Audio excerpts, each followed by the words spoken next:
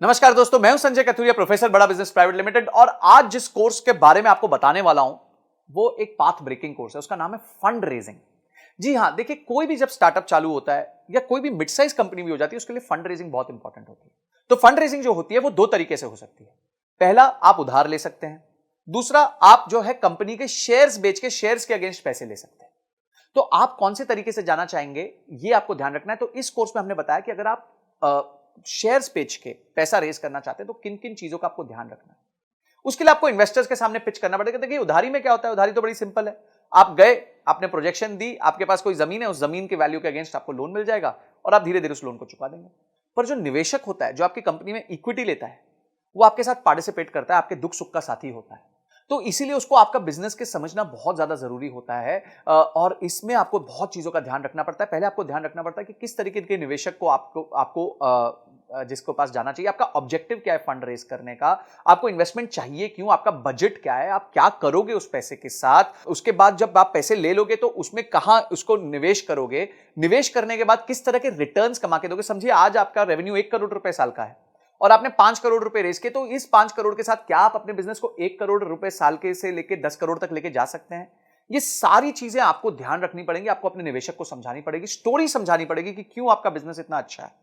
क्या क्या स्टेप्स होते हैं फंड रेजिंग में, बूटस्ट्रैपिंग क्या होती है, बिना फंड रेजिंग के कैसे बिजनेस चल सकता है, इन्वेस्टर्स को जब आप पिच करते हैं तो कैसे करते हैं, कैसे उसके उसके फ्रेमवर्क्स भी दिए हमने, पिच स्टैंडर्ड पिच डेक्स भी दी हुई है कि कैसे पिच डेक बनानी चाहिए। उसके बाद आपके प्रोटोटाइप्स क्या होते हैं पिचिंग के, आपके टर्म शीट क्या होती है, ड्यू डिलिजेंस क्या होता है जब लोग आपके बिजनेस को आके समझते हैं। उसके बाद किस तरीके का पेपर वर्क होता है, आपका शेयर होल्डर एग्रीमेंट क्या होता है, शेयर सब्सक्रिप्शन एग्रीमेंट क्या होता है, कंपनी की वैल्यू कैसे तय की जाती है कि भाई ये कंपनी 100 रुपए की है कि 200 रुपए की है। उसके बाद आप एंजल इन्वेस्टमेंट कैसे ला सकते हैं, वेंचर कैपिटलिस्ट को कैसे ला सकते हैं। और उसके साथ साथ हमने ये देखा है कि कुछ अच्छे एंटरप्रेन्योर्स से मिलके हमने ये पता किया कि उन्होंने फंड रेज कैसे किया था, उनकी जर्नी कैसी रही है, उनके लिए कभी क्या प्रॉब्लम्स आई और उस प्रॉब्लम्स को उन्होंने कैसे सॉल्व किया। और अंत में जाके बॉम्बे स्टॉक एक्सचेंज में घंटी बजानी है, आईपीओ लेके आना है। तो किस तरीके से आप अपने बिजनेस को बिल्ड कर सकते हैं, कि इन्वेस्टमेंट बैंकर कौन होता है, उसका रोल क्या होता है आपके बिजनेस में, और किस तरीके से आपको फंड लाके देता है।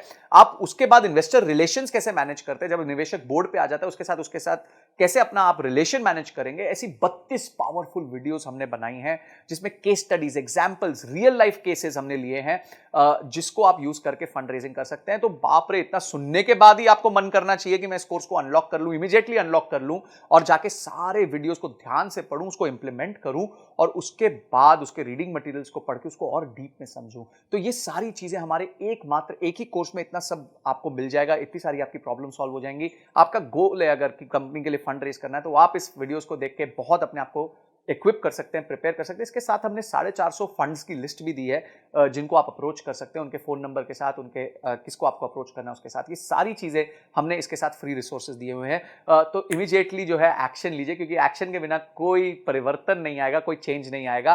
तो आपने इस वीडियो को देखा, आपने इस कोर्स को अनलॉक किया और आपने ये तय किया कि इस कोर्स को देखने के बाद मैं फंड रेज में और ताकतवर हो जाऊंगा। इन सब के लिए आपका बहुत बहुत धन्यवाद।